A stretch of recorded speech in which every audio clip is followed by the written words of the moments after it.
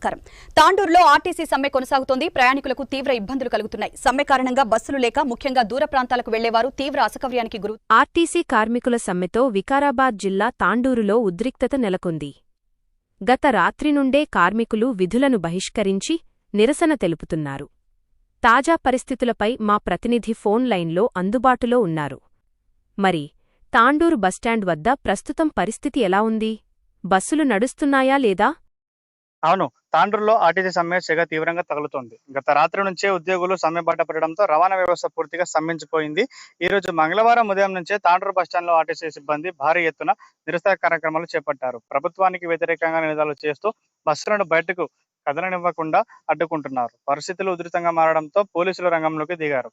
భారీ పోలీస్ బందోబస్తు మధ్య తాండూరు నుండి మహబూబ్ నగర్ వెళ్లే ఒక బస్సును ఎట్టకేలకు అధికారులు సిద్ధం చేశారు. ఆ బస్సుపై దాడి జరుగుతుందన్న అనుమానంతో బస్సు వెనకాలే ఒక పోలీస్ పెట్రోలింగ్ వాహనం కూడా కాన్వేల రక్షణగా వెళ్లడం ఇక్కడ గమనార్హం. అయితే మరోవైపు వికారాబాద్ డిపో నుంచి తాండూరుకు వచ్చిన ఒక బస్సును కార్మికులు అడ్డుకున్నారు. ఆ బస్సులో ఉన్న ప్రయాణికులందరినీ బలవంతంగా తాండూరు ఇందిరా చౌరస్తాల్లో కిందికి దించి వేశారు. సమ్మెకు మద్దతు తెలపాలని కోరుతూ ఆ బస్సును ఖాళీగా తిరిగి వికారాబాద్ కు పంపించి వేశారు.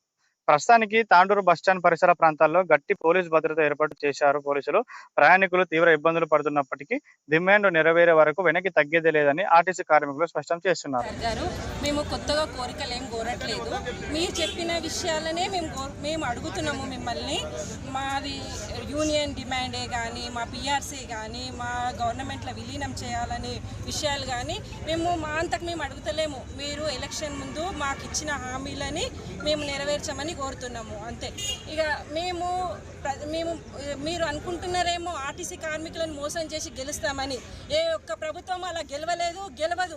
మేము ప్రచారంలో మాత్రము మీరు ఒక్కరిద్దరు ఊరికెళ్ళి చేస్తారేమో కానీ మేము ప్రతి మనిషికి చేస్తాము, వందల మందికి చేస్తాం, ప్రతి ట్రిప్పుకు చేస్తాం. మేము మీ గురించి ప్రచారణ ఇది గుర్తుపెట్టుకొని దృష్టిలో పెట్టుకొని మా పిఆర్సీ ఏదో మా విలీనం ఏదో అతి తొందరలో చేయాలని కోరుకుంటున్నాం సార్. ఆర్టీసీ కార్మికుల సమ్మెలో దిగారు కాబట్టి వారి సమ్మె విజయవంతం చేయాలని చెప్పేసి తెలంగాణ జనసమితి సంపూర్ణంగా మద్దతు ప్రకటిస్తూ ఉన్నారు.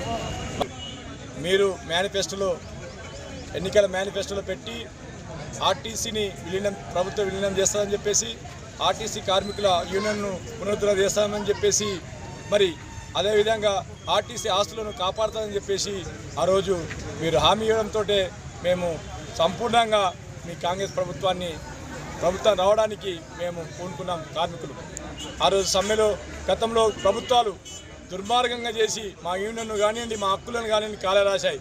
దానికి గుణపాఠం చెప్పాం టీఆర్ఎస్ ప్రభుత్వాన్ని.